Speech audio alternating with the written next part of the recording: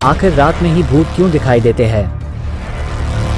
क्या है इच्छाधारी नाग और नागमणि का रहस्य? उल्टे पानी का बहना, जमीन का उछलना, सच से होगा सामना। देखिए आधी सच आधा फसाना।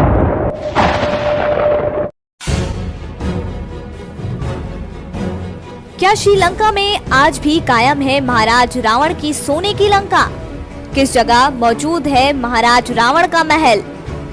उस समय किस जगह उतरता था लंकेश का पुष्पक विमान? श्रीलंका में कहां मौजूद है अशोक वाटिका, जहां मां सीता ने प्रभु श्री राम के वियोग में अपने दिन बिताए थे? जी हां, भगवान श्री राम की रामायण को लेकर कई तरह के प्रश्न हमारे दिमाग में आते हैं। आज इन सभी प्रश्नों का उत्तर हम इस वीडियो में देने वाले हैं। वीडियो को लाइक कीजिए और पूरा जरूर देखिए। समय के थपेड़ों के साथ आधुनिक युग में महाराज रावण की सोने की लंका आज पूरी तरह से बदल गई है। महाज्ञानी और अहंकारी लंकेश की सोने की लंका, जो त्रेता युग में त्रिकुटाचल पर्वत पर स्थित थी, ये पर्वत अब श्रीलंका देश में है।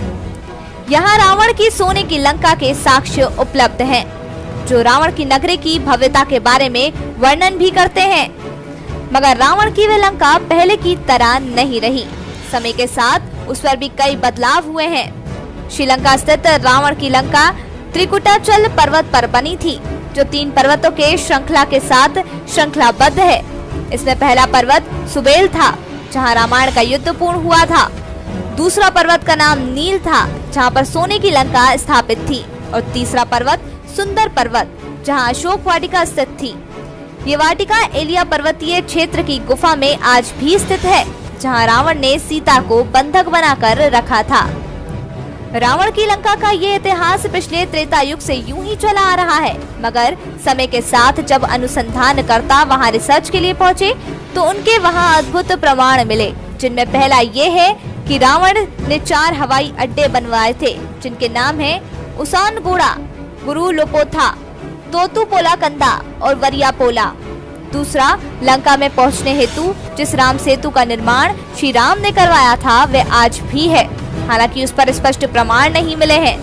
गौरतलब है कि रावण की सोने की लंका के इतिहास के बारे में अधिक प्रमाण नहीं है, मगर जब बात रावण की नगरी की शुरू की जाती है, तो इसके समक्ष रावण वध की कथा भी दोहराई जाती है। अगर हम बात करें श्रीलंका वासियों की, तो वर्तमान में श्रीलंका में 70% आबादी सिंहलीज लोगों की है, जो बौद्ध धर्म को मानते हैं।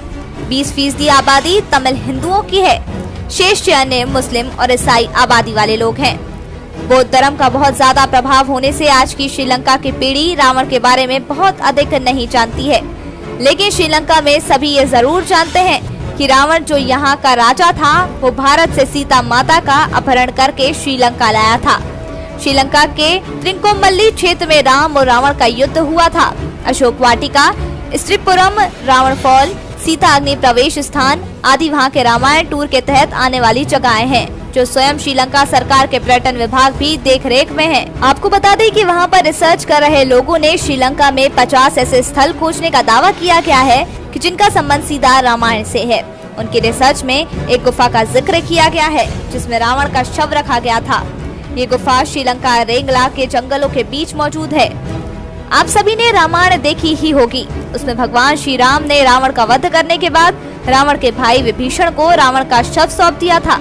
उसके बाद किसी को नहीं पता कि विभीषण ने रावण के शव का अंतिम संस्कार किया था या नहीं।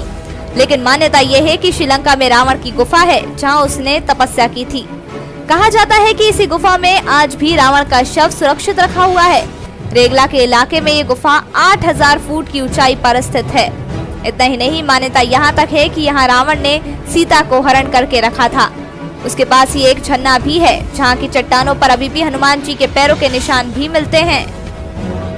हम आपको ये भी बता दें कि श्रीलंका का पुराना नाम सिलोन था। 1972 से पहले श्रीलंका को सिलोन के नाम से ही जाना जाता था। 1972 में इसे बदलकर लंका कर दिया गया। फिर 1978 में लंका को बदलकर श्रीलंका कर दिया गया। लंका के आगे सम्मान सूचक शब्द श्री जोड़ दिया गया। अब तक भगवान श्री राम की रामायण पर कई रिसर्च हो चुके हैं, जिनका नतीजा भी अलग अलग निकलता है। श्रीलंका में रामायण और रिसर्च के लिए रामायण रिसर्च सेंटर बनाया गया है।